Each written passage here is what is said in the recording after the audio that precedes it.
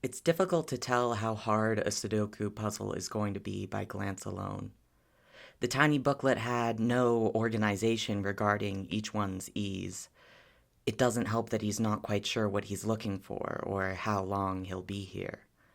The cellist's fingers pass from page to page with a deft and careful consideration.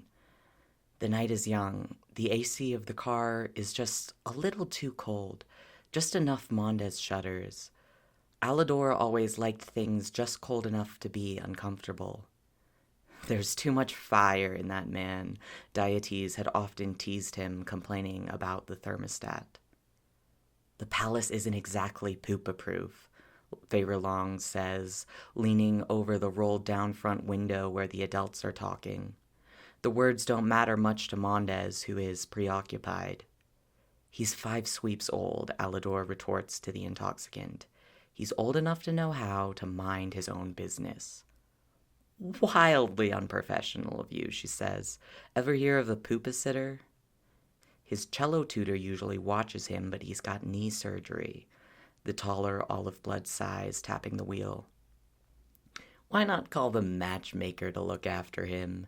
Feyre jokes, in the sense of humor typical of her, where every joke is less an expression of absurdity and joy and more the easiest way to poke a hot rod at a sleeping tiger. I will ask the matchmaker for parenting help, Alador replies, slowly, tiredly. When hell freezes over. Work with me, Feyre. How many rooms in that ridiculous hive? He says with a pointed gesture at her gargantuan estate. I'll hide him someplace, and he can color all day. You won't even know he's there. Mondes, tell her how quiet you'll be. Hearing his name, the child perks up, glancing over to Feyre as if seeing her for the first time. Slowly, he mimes zipping up his gas mask and throwing away the key. Cute, Feyre says disdainfully. I don't want him going through my things. He's not a thief, Feyre, he's a child, Alador snaps, jumping to the young man's defense, but then he deflates slightly, seeming to remember he's supposed to be behaving professionally. Poopa-sitters are ridiculously expensive these days, Feyre. Just give me one night. You won't see head or tail of him, he sighs. You know what's ridiculously expensive as of late? Alador's asking fees, she retorts. He's not allowed in my hive. What am I supposed to do? Drive him 2 hours home? Come on, how often are you on planet we're wasting time? I would never have called you, she sighs, running a hand through her hair, if I knew it was bring your grub to work night.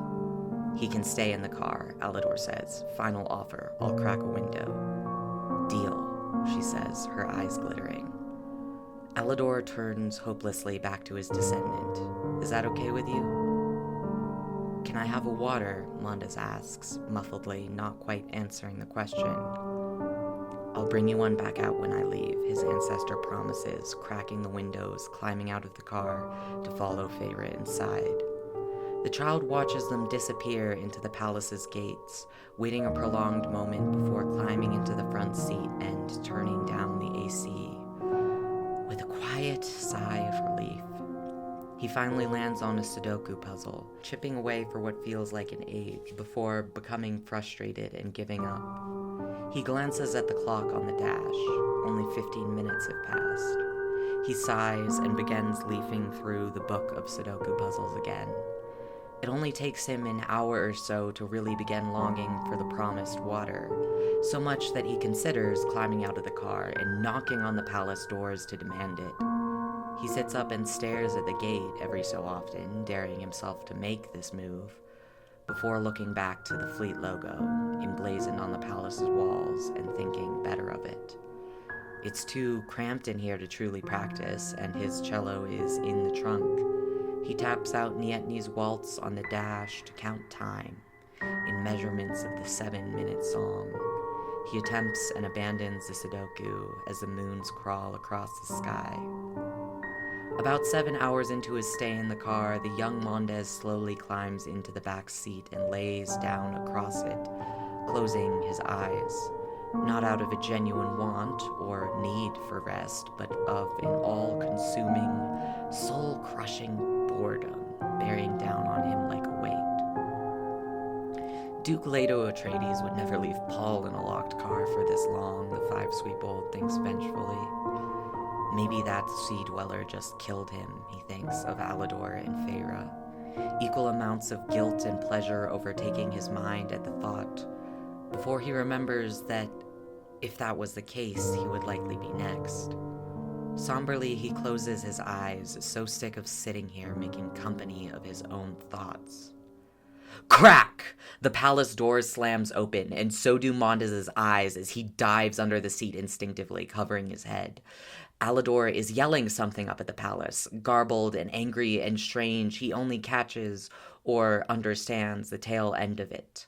Blacklisted, the older Olive calls at the balcony. You hear me? I am never coming back here.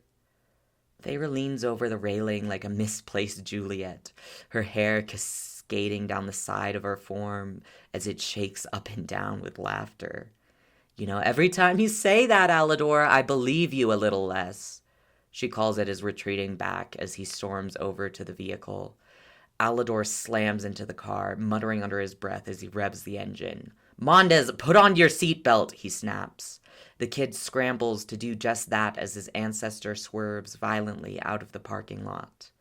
They drive at high speeds back towards the freeway for a bit before Alador starts poking buttons on the dashboard. Are you okay? He asks. Mondez elects not to answer, as he does often, and Alador stares helplessly into the rearview mirror before looking back at the dash and huffing. Okay, I told you to stop touching my AC settings, he complains, turning up the AC. Staring at his ancestor, Mondez realizes disappointedly that Alador had not brought back any water, but judging by his mood, he knew better than to comment or ask.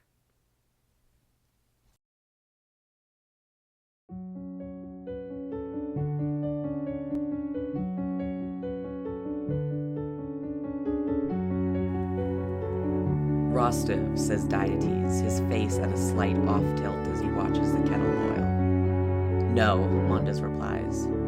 Come on, what'd he do, the Jadeblood huffs, a complete sweetheart from what I remember of him. The older man flips through his notebook, presumably containing information on orchestra-related nonsense. Your name is Marzi Skayas, and you feel a bit out of loop as of late. Your boyfriend has, in what seems to you like an incredibly random and bizarre event, decided to join a very prestigious orchestra contest, something you didn't even know existed until a few weeks ago. This change in career prospects has gone against everything you knew of him as a person.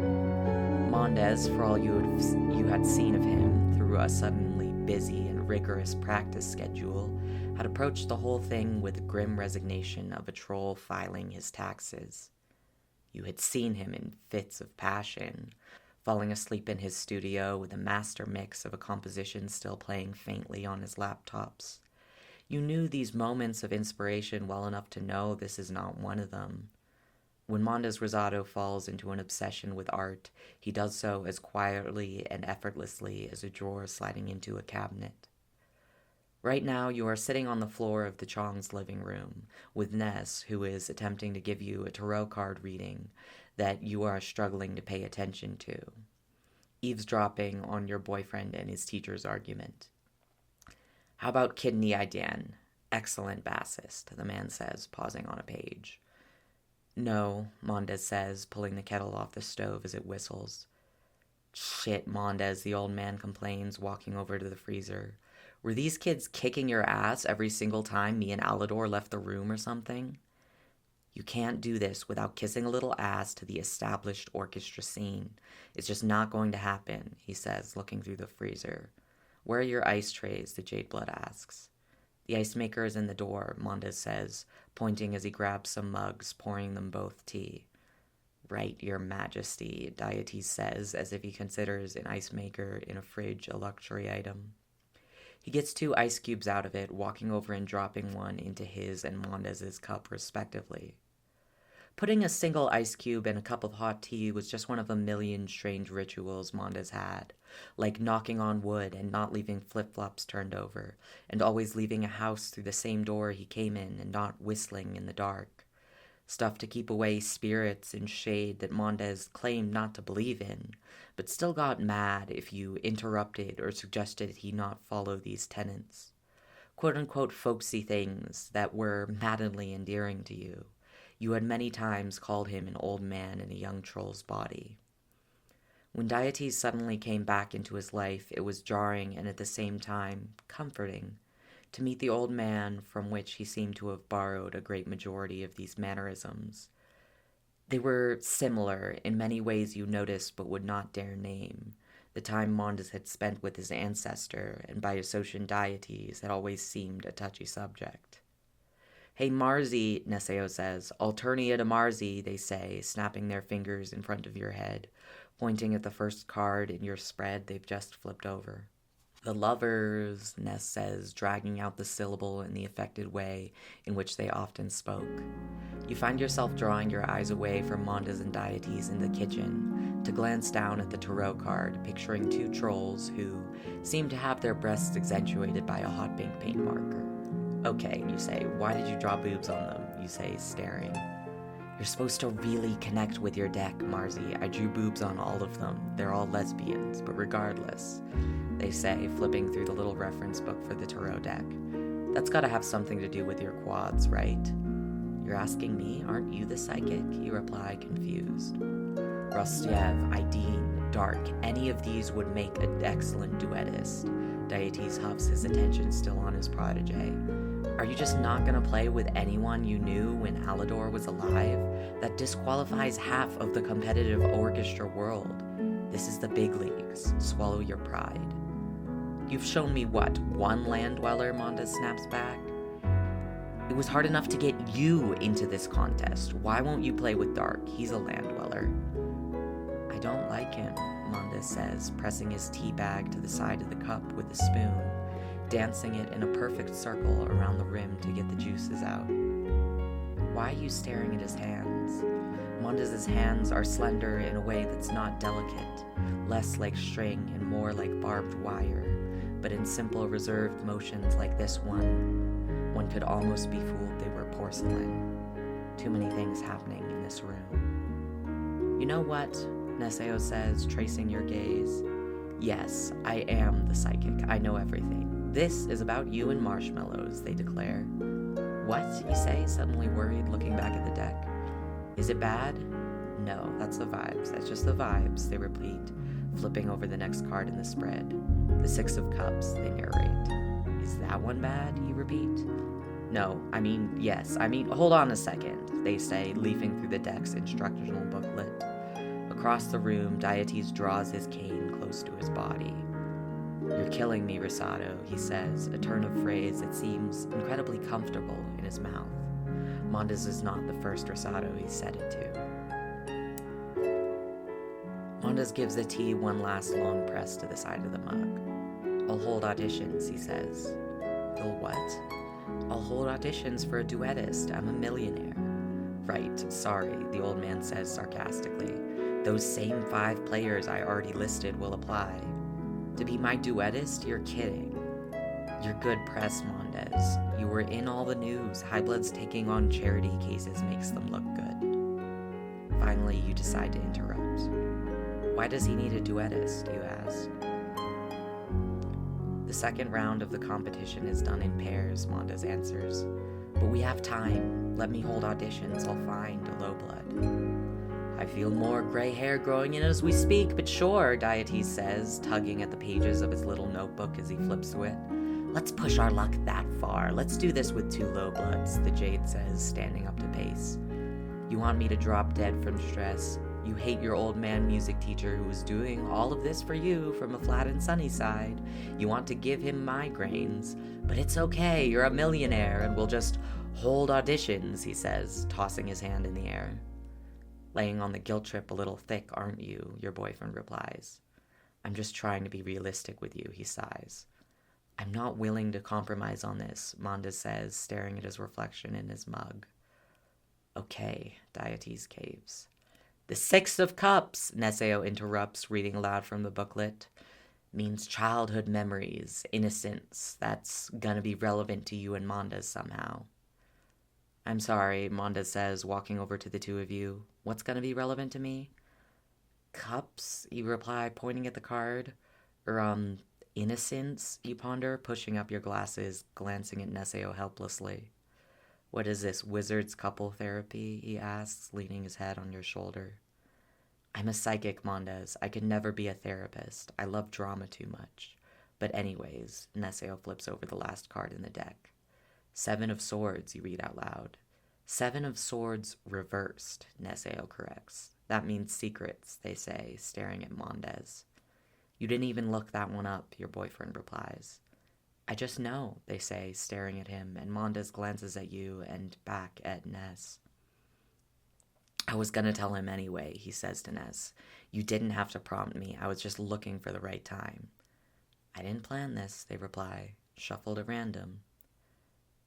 Tell me what, you say, pausing, reaching over to take his hand in what you hope is a reassuring gesture. It's still ever so slightly warm, the ghost of his mug's heat imprinted upon it. He runs a thumb across your palm. It feels so impossibly small, wrapped around your larger fingers. Why I'm doing this whole orchestra thing, he sighs. Oh, I was wondering that, you admit. Mondes glances back as if to ensure that Deities has indeed exited, and he has, probably still muttering under his breath. It's a smoke screen, he says, turning back to meet your gaze. I'm distracting the media so Hanagi and B can complete another rescue mission. A million different emotions run through you in quick succession. Your brain frantically attempts to sort them into boxes. Are you sure, you say? I'm sure, he replies. Don't do that, your mind pleads. You had just started to feel comfortable in a life that existed in a state of after. After the fleet, after prison, after Twitch. We're being safe, he promises, taking your hand in both of his, clasped in between them like a prayer. We have the time, he says, the resources to be careful, Marzi. I wouldn't do this if we didn't. He says, you pause. Okay, you cave, sighing. Can I help, you ask? With the contest? Yes. With a heist? No, he says.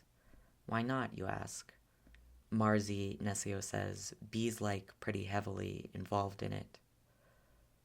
Oh, you say, yeah, I guess that makes sense, you reply. You reply, feeling just a little useless, but you had fully planned to keep your word on not interacting with her.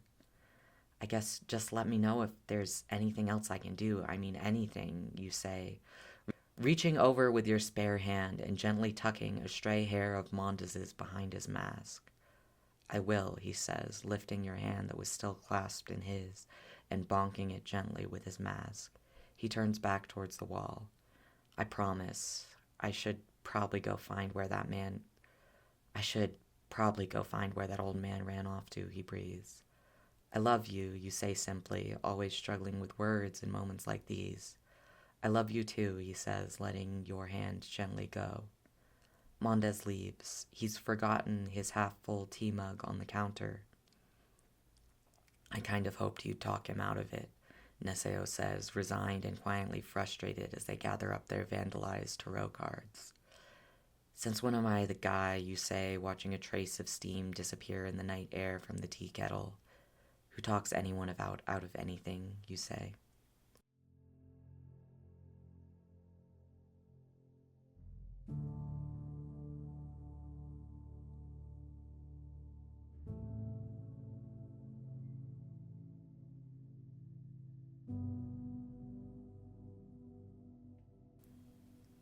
So much of what you know of him starts with the eyes. You've heard it said isolation breeds innovation, or constraints make creativity, or pain makes you appreciate beauty, or order makes you long for chaos. You had a feeling you would have loved Mondes's eyes even if they looked completely different, even if they were faded or colorless or dull or scarred, if his lashes were thin or jagged or clumped, you would have loved his eyes, because the way you gravitated towards them had never been aesthetic. Everything another troll puts on their face, Mondes put into his eyes alone. You find yourself often staring at Mondes's eyes not in the way a painter looks at a piece of art, but the way a traveler studies a map. Sometimes you find Mondes's eyes beautiful in the way you are sure other people consider them. In evenings and mornings they catch flickers of the sun on its way up the horizon, glittering reflected yellow back through the tin of his gas mask's lens like the opalescent back of a beetle. Colors you can picture so clearly but never seem to quite make the journey down to your palette and canvas. If you caught him from the side, gaze turned downwards over the pages of his homework with a simple, thoughtful expression. Those nights you could trace the diagonal of his eyelids down to the lashes that extend from them and think, Mondes looks like a doll. And maybe that's why the occasional weirdo still sends him odd fan letters or unhinged rants that he throws away without reading. You understand how he is beautiful in the way a troll is supposed to be, the way a golden retriever puppy is beautiful, or a rose, or a perfect circle. Mostly by genetics, partially by accident, mainly by some age-old standard that doesn't matter in the slightest and hurts more people than it helps. If you stopped right there, you can maybe stare at him the way one does at the night sky, thinking him pretty without knowing why, as if he were beautiful without cause or reason, but you are driven to understand it. Some nights you catch Mondes when he thinks no one is watching. Lost in a group setting, he'll glance sideways at a wall as if sharing some private joke with the scenery.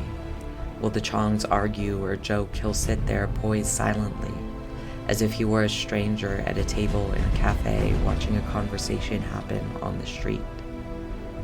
Some nights, when he's teaching Dazios to play guitar, his gaze would take on a sudden distance as she plays back to him.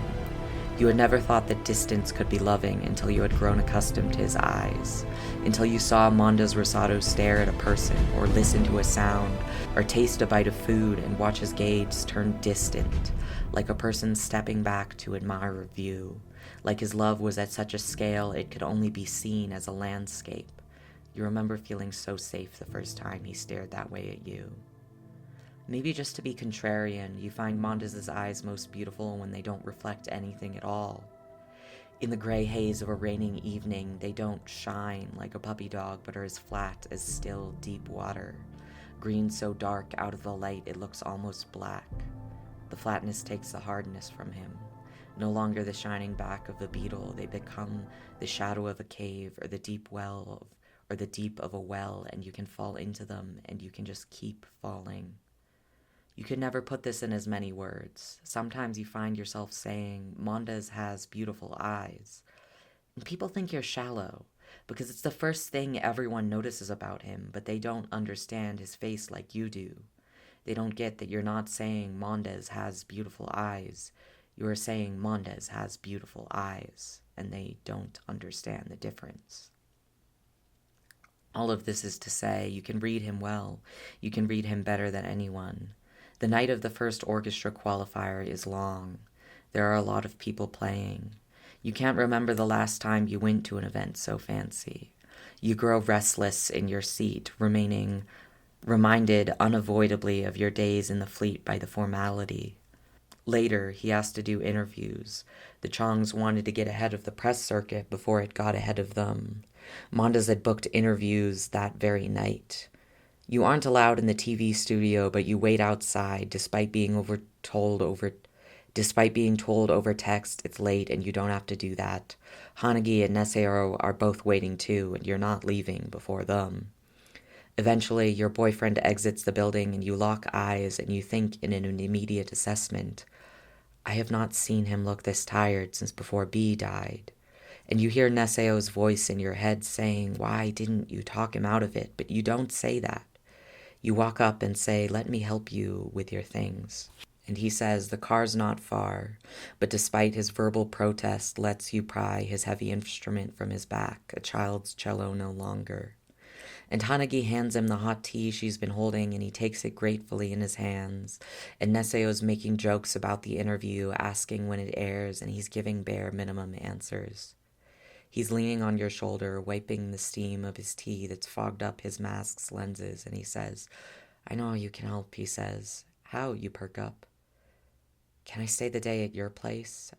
He says, as he is sometimes prone to, and you say, yes, and he gives Hanagi the keys so she can take the car back to the Chongs, and he's taking your hands as you head towards the parking garage, and his cello is way heavier than it looks.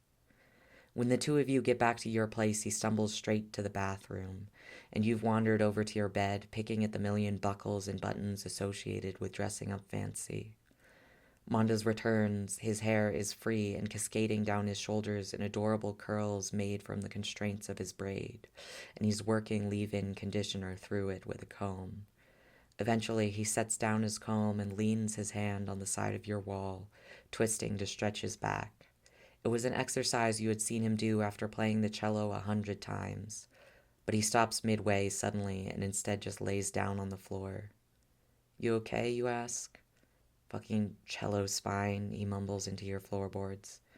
You want me to crack your back, you say. Not now, he answers, with a playfulness and demureness to his tone that immediately conveys to you he's mistaken this for innuendo. You blush, pausing. Mondes, I mean literally, you stumble. Oh, he laughs, endeared by your sudden shyness.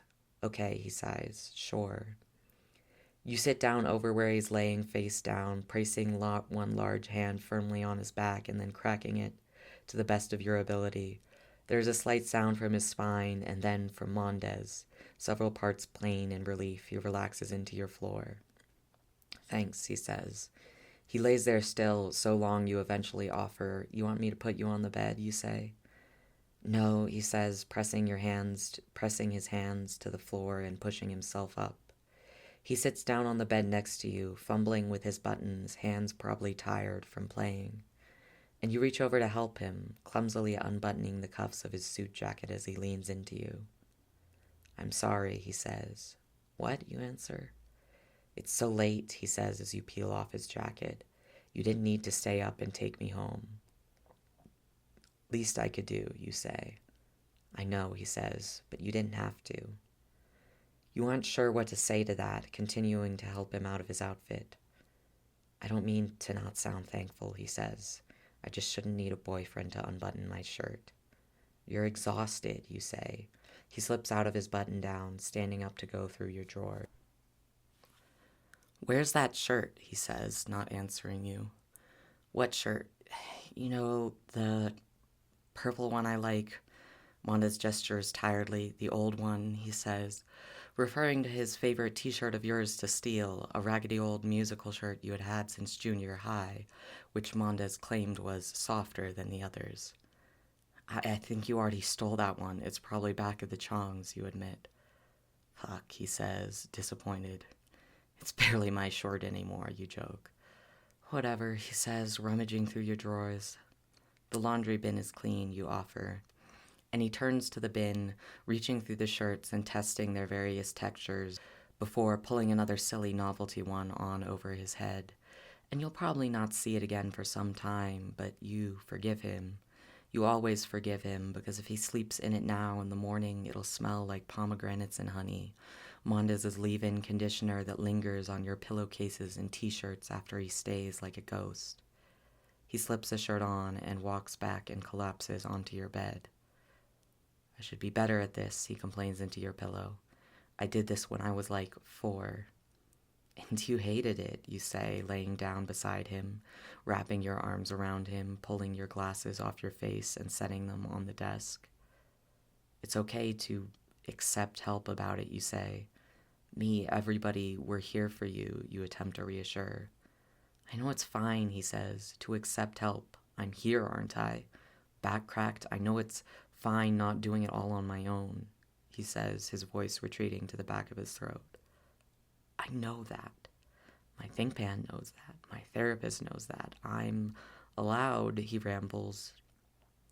But it's so familiar, he breathes. Every other part of me knows it's different, he says. But for some reason my eyes still linger on the crowd, like I'll blink and he'll just be sitting there where he always did, just left of center row. You are sure he must mean his ancestor. You take a second to form your response, passing the moment by pulling him closer to you. You want me to sit there, you offer. What?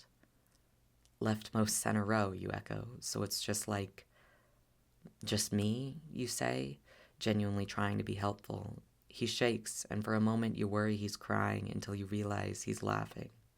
What, you say defensively. Sorry, he says. What a Freudian nightmare, he jokes, this thought coming uninvited into his mind, clearly being what he was giggling about in the first place. Shh! A noise leaves your mouth, involuntary. Shut up, I am trying to help. I know, he says. Thank you, Marzi. You're welcome. He pauses. Wouldn't you all feel relieved if you didn't have to hold my hand like this, he says, and you feel Alador's cast shadow darkening every word. Your lover did not usually talk about himself that way. You take his hand, clasping it just as you had done in the living room a couple days ago. I think I'd feel relieved, you pause, stumbling. If you let me help you, you say. Something in him tenses, sharp and angled, and then just, let's go. He melts back into your touch. Oh, he says, and you can't see his face, not with the way you're wrapped around him, but his eyes have gone that same way, loving and distant, like his love had all at once become so big he was suddenly humbled by it.